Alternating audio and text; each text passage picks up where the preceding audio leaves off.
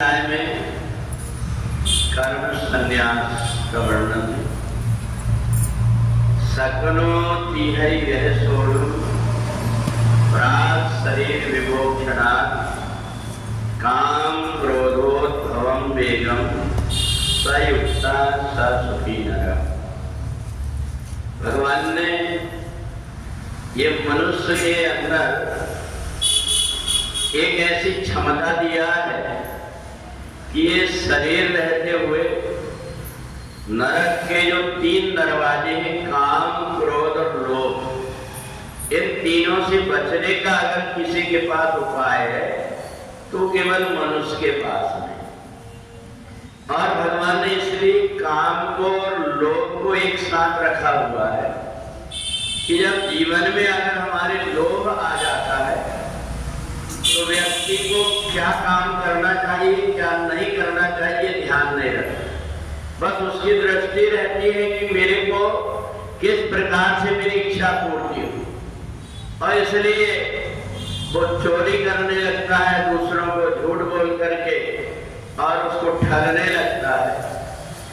तो भगवान ने कहा कि ये मनुष्य शरीर ही एक ऐसा है, इसमें प्राण निकलने के पहले इन तीनों चीजों से अगर बच गए, काम क्रोध और लोभ से, इतने से अगर व्यक्ति बच गया तो वो नरक कभी जाता नहीं। और इनसे बचने का सीधा और सहज उपाय है ब्रह्मण्य आधाय कर्माणि संगम त्यक्त्वा करोति यः। जो व्यक्ति जो कुछ भी काम अपने द्वारा होते हैं उसको परमात्मा को अर्पण कर दे।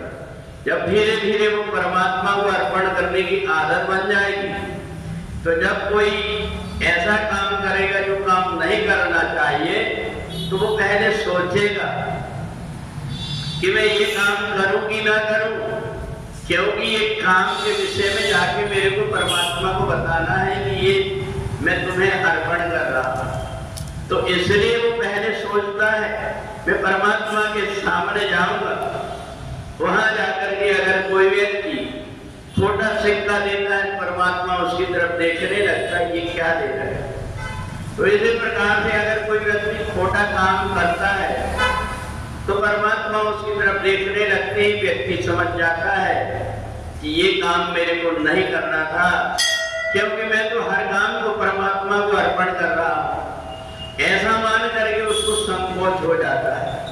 और इसलिए जब हम एक धारणा बना लेंगे कि ब्रह्मण्य आधाय कर्माणि, जो कुछ भी कर्म करेंगे हम कृष्ण अर्पणम वस्तु कर देंगे।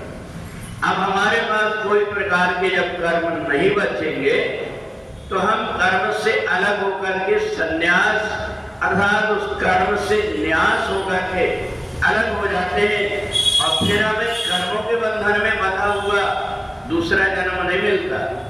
हमें फिर तो परमात्मा के द्वारा दिया हुआ प्रसाद रूप का जन्म मिलता है। और जहां भी जन्म मिलता है फिर परमात्मा ही ध्यान रखते हैं कहाँ जन्म देना है, क्या क्या इसको चाहिए। योग क्षेमम वहाम्यहम पहले से इंतजाम कर देते हैं, उसके बाद में ये होना चाहिए, और देख रेख करते रहते हैं कि उसको इधर उधर से अगर कोई गड़बड़ी हो गई तो फिर से कहां से उसको दिया जाए ताकि वो उसकी व्यवस्था कर सके। तो योग और क्षेम दोनों परमात्मा उसका वहन करते हैं, जो परमात्मा की भक्ति में अपने आप को अर्पण कर देता है।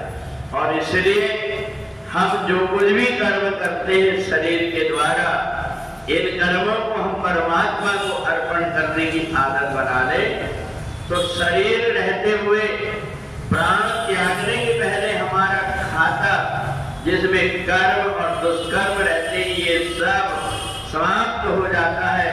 केवल परमात्मा की कृपा देकर के जीवात्मा जब शरीर छोड़ता है तो फिर प्राप्त पुण्यकृताम लोकान उषित्वा शाश्वती समा, ऐसी जगह परमात्मा उसको जन्म दे देते हैं। हर समय निगाह रखते हैं उसके ऊपर, उसको अंदर से प्रेरणा देते रहते हैं अच्छे कर्म करने की।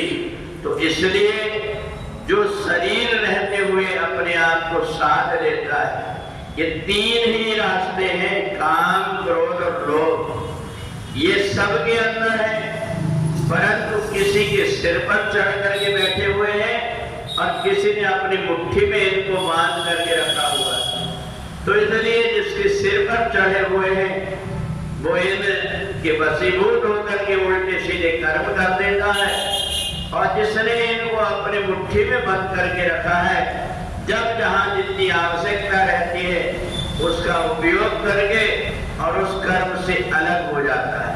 उसको पता है कि मैं जो कुछ भी कर्म कर रहा हूं, अगर परमात्मा को ध्यान में रख करके कर रहा हूं तो कमल के पेड़, कमल के पत्ते और कमल का फूल होता पानी के अंदर है, परंतु जैसे ही उसके ऊपर पानी से अलग हुआ पूरा पानी गिरा देता है। कभी भी कोई कमल के पत्ते पर पानी डाल करके देखे वो टिकने नहीं देता, तुरंत उसको गिरा देता है। इसलिए परमात्मा को ध्यान में रख करके जो व्यक्ति कर्म करता है वो भी कर्म के बंधन से लिप्त हो जाता है, और इसी को भगवान ने कर्म संन्यास योग कहा है। फिर उसकी दृष्टि में विद्या विनय संपत्ति ब्राह्मणी गविहस्तनी, उसकी दृष्टि में एक चंडाल में और एक ब्राह्मण में, एक गाय में और एक हाथी में किसी प्रकार का कोई भेद न रह करके वो सब के अंदर परमात्मा को देखने लगता है। अब संसार में रह करके भी कर्म बंधन से मुक्त हो जाता है। बोले वृंदावन बिहारी लाल।